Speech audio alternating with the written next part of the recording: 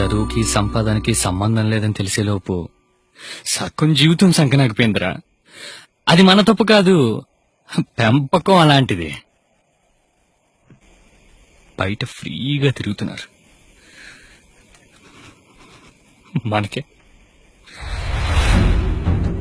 Freedom లేదు. మా జీవితం కొన్నిసార్లు పాస్ పోయటం కూడా పర్మిషన్ అడగాల్సి వస్తుందిరా. బా మనం ఏం చదువుకున్నాం రా? Sine theta, cos theta, tan theta కదా. మరి మనం చేసే పనేంట్రా?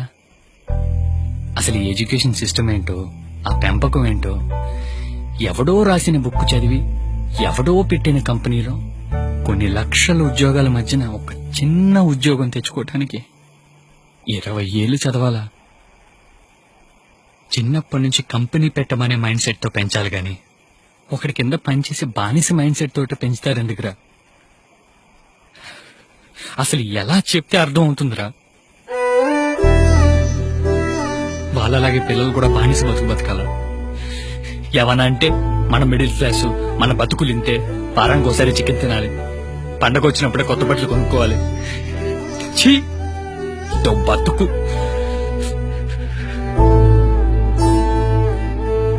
వాళ్ళకి చేత కాకపోతే మనకి చేత కాదా? 1 జనరేషన్ లో 90% మనలాగరా. వాళ్ళ మాటలు వీళ్ళ మాటలు విని పెరుగుతాం, చదువుకుంటాం, ఉద్యోగాలు చేస్తాం. అవన్నీ ఎర్రిప్పు పుల్కా గారి మాటలని తెలిసేలోపు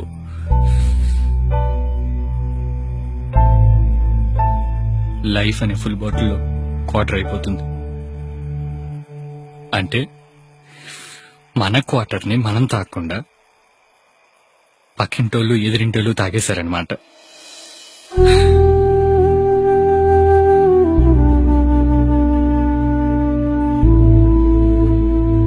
ఆ పెంపకం వల్ల ఇంకా ఎంతమంది రజనీకాంతులు కండక్టర్ గానే ఆగిపోయారు, ఇంకా ఎంతమంది అమ్మాయిలు పెట్రోల్ బంకులను మిగిలిపోయారు.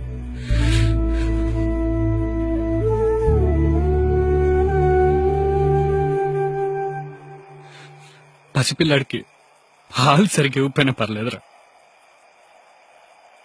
కానీ మాటలు నేర్పించేటప్పుడు బుజ్జి, చూడు చూడు, ఇది అమ్మ, ఇది నాన్న అనే పదాల కన్నా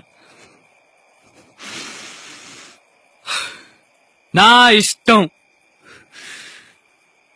అనే పదం ఫస్ట్ నేర్పిస్తే 127 కోట్లలో కనీసం 100 మంది సచిన్లనే ఉండేవాళ్ళరా.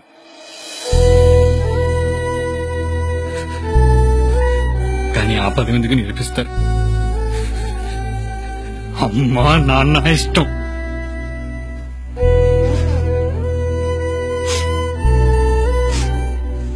అది మాత్రమే నేర్పిస్తారు.